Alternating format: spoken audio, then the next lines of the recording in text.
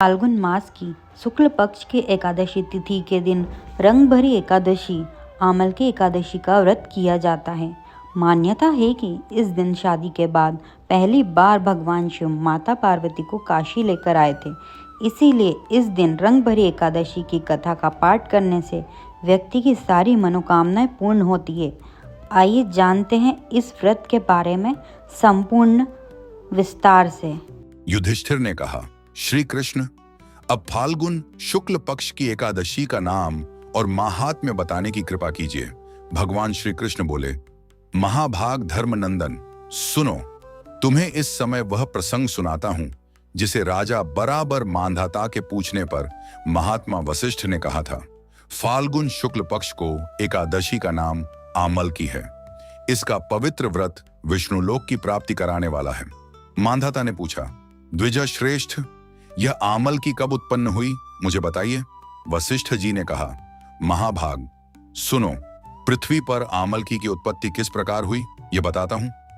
देवाधिदेव भगवान विष्णु का कथन सुनकर उन ब्रह्म कुमार महर्षियों के नेत्र आश्चर्य से चकित हो उठे। उन्हें बड़ा विस्मय हुआ। वे आदि अंतर्हित भगवान की स्तुति करने लगे। आर्षि बोले, संपूर्ण भूतों के आत्मभूत आत्मा एवं परमात्मा को नमस्कार है। अपनी महिमा से कभी च्युत न होने वाले अच्युत को नित्य प्रणाम है। अंतर्हित परमेश्वर को बारंबार प्रणाम है। दामोदर, कवि, सर्वज्ञ और यज्ञेश्वर को नमस्कार है। मायापथे, आपको प्रणाम है। आप विश्व के स्वामी हैं, आपको नमस्कार है। ऋषियों के इस प्रकार स्तुति करने पर भगवान श्री हरि संतुष्ट हुए और बोले, महर्षियों, तुम्हें कौन सा अभीष्ट वरदान हूं? ऋषि बोले, भगवान, यदि आप संतुष्ट हैं तो हम लोगों के हित के लिए कोई ऐसा व्रत बतलाइए जो स्वर्ग और मोक्ष रूपी फल प्रदान करने वाला हो। श्री विष्णु बोले, महर्षियों, फाल्गुन शुक्ल पक्ष में यदि पुष्य नक्षत्र से युक्त द्वादशी हो तो वह महान पुण्य देने वाली और बड़े बड़े पातकों का नाश करने वाली होती है। द्विजवरो, उसमें जो विशेष कर्तव्य है उसको सुनो। आमल की एकादशी में आंवले के वृक्ष के पास जाकर वहां रात्रि में जागरण करना चाहिए। इससे मनुष्य सब पापों से छूट जाता और सहस्त्र गोदानों का फल प्राप्त करता है। विप्रगण, ये व्रतों में उत्तम व्रत है जिसे मैंने तुम लोगों को बताया है। आर्षि बोले, भगवान, इस व्रत की विधि बतलाइए। ये कैसे पूर्ण होता है? इसके देवता, नमस्कार और मंत्र कौन से बताए गए हैं? उस समय स्त्राण और दान कैसे किया जाता है? पूजन की कौन सी विधि है तथा उसके लिए मंत्र क्या है? इन सब बातों का यथार्थ रूप से वर्णन कीजिए। भगवान विष्णु ने कहा, द्विजवरो, इस व्रत को जो उत्तम विधि है उसको श्रवण करो। एकादशी को प्रातःकाल दंत धावन करके यह संकल्प करे कि हे पुंडरीकाक्ष, हे अच्युत, मैं एकादशी को निराहार रहकर दूसरे दिन भोजन करूंगा। आप मुझे शरण में रखें।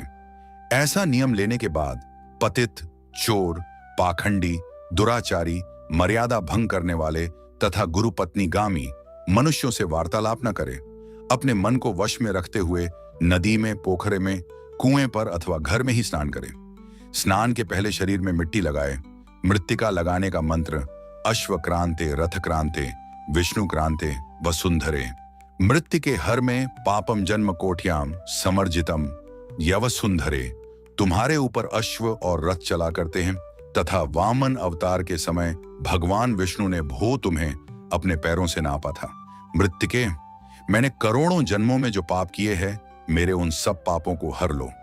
खान मंत्र त्वम माथ सर्वभूतानाम जीवनम तत्तु रक्षकम स्वेद जोधिज जाति न रसानाम पतये नमः। स्त्रातो हम सर्वतीर्थेषु हृदय प्रस्त्रवणेषु च नदीषु देव खातेषु इदम स्त्राणम तुम्हें भवेत। जल की अधिष्ठात्री देवी माता, तुम संपूर्ण भूतों के लिए जीवन हो, वही जीवन जो स्वेदज और उद्दिज जाति के जीवों का भी रक्षक है। तुम रसों की स्वामिनी हो, तुम्हें नमस्कार है। आज मैं संपूर्ण तीर्थों, कुंडों, झरनों, नदियों और देव संबंधी सरोवरों में स्नान कर चुका। मेरा यह स्नान उक्त सभी स्त्राणों का फल देने वाला हो। विद्वान पुरुष को चाहिए कि वह परशुराम जी को सोने की प्रतिमा बनवाए। प्रतिमा अपनी शक्ति और धन के अनुसार 1 या आधे मासे सुवर्ण की होनी चाहिए। खान के पश्चात घर आकर पूजा और हवन करे। इसके बाद सब प्रकार की सामग्री लेकर आंवले के वृक्ष के पास जाए। वहां वृक्ष के चारों ओर की जमीन, झाड़ बुहार, लीप पोत कर शुद्ध करे। शुद्ध की हुई भूमि में मंत्र पाठ पूर्वक जल से भरे हुए नवीन कलश की स्थापना करे। कलश में पंचरत्न और दिव्य गंध आदि छोड़ दे। श्वेत चंदन से उसको चर्चित करे। कंठ में फूल की माला पहनाए। सब प्रकार के धूप की सुगंध फैलाए। जलते हुए दीपकों की श्रेणी सजाकर रखें। तात्पर्य यह कि सब ओर से सुंदर एवं मनोहर दृश्य उपस्थित करें। पूजा के लिए नवीन छाता, जूता और वस्त्र भी मंगा कर रखे। कलश के ऊपर एक पात्र रखकर उसे दिव्य लाजों, खीलों से भर दें। फिर उसके ऊपर सुवर्णमय परशुराम जी की स्थापना करें। विशोकाय नमः कहकर उनके चरणों की, विश्वरूपिणे नमः से दोनों घुटनों की, उग्राय नमः से जांघों की, दामोदराय नमः से कटिभाग की, पद्मनाभाय नमः से उदर की, श्रीवत्सधारिणे नमः से वक्षस्थल की, चक्रिणे नमः से बाई बाह की, गदिने नमः से दाहिनी बाह की, वैकुंठाय नमः से कंठ की, यज्ञमुलाय नमः से मुख की, विशोक निधये नमः से नासिका की, वासुदेवाय नमः से नेत्रों की, वामनाय नमः से ललाट की, सर्वात्मने नमः से संपूर्ण अंगों तथा मस्तक की पूजा करें। यही पूजा के मंत्र हैं। तदनंतर भक्तियुक्त चित्त से शुद्ध फल के द्वारा देवाधिदेव परशुराम जी को अर्घ्य प्रदान करें। अर्घ्य का मंत्र इस प्रकार है: नमस्ते देवदेवेश जामदग्न्य नमोस्तुते गृहाणार्घ्यमिमं दत्तमामलक्यायुतम हरे। अरे देवदेवेश्वर जमदग्नि नंदन श्री विष्णु स्वरूप परशुराम जी, आपको नमस्कार है, नमस्कार है। आंवले के फल के साथ दिया हुआ मेरा यह अर्घ्य ग्रहण कीजिए। तदनंतर भक्तियुक्त चित्त से जागरण करें। नृत्य, संगीत, वाद्य, धार्मिक उपाख्यान तथा श्री विष्णु संबंधिनी कथा वार्ता आदि के द्वारा वह रात्रि व्यतीत करें। उसके बाद भगवान विष्णु के नाम ले लेकर आमल की वृक्ष की परिक्रमा 108 या 28 बार करें। फिर सबेरा होने पर श्री हरि की आरती करें। ब्राह्मण की पूजा करके वहां की सब सामग्री उसे निवेदन कर दें। परशुराम जी का कलश, 2 वस्त्र, जूता आदि सभी वस्तुएं दान कर दें और यह भावना करे कि परशुराम जी के स्वरूप में भगवान विष्णु मुझ पर प्रसन्न हो। वह सब बतलाता हूं, सुनो। संपूर्ण तीर्थोग सेवन से जो पुण्य प्राप्त होता है तथा सब प्रकार के दान देने से जो फल मिलता है, वह सब उपर्युक्त विधि के पालन से सुलभ होता है। समस्त यज्ञों की अपेक्षा भी अधिक फल मिलता है, इसमें तनिक भी संदेह नहीं है। यह व्रत सब व्रतों में उत्तम है, जिसका मैंने तुमसे पूरा वर्णन किया है।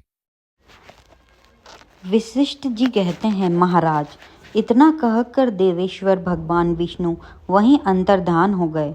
तत्पश्चात उन समस्त महर्षियों ने उस व्रत का पूर्ण रूप से पालन किया। नृपश्रेष्ठ, इसी प्रकार तुम्हें भी इस व्रत का अनुष्ठान करना चाहिए। भगवान श्री कृष्ण कहते हैं, युधिष्ठिर, इस दुर्धर्ष व्रत मनुष्य को सब पापों से मुक्त कराने वाला है। उम्मीद करती हूँ आपको ये वीडियो से अच्छी जानकारी मिली होगी।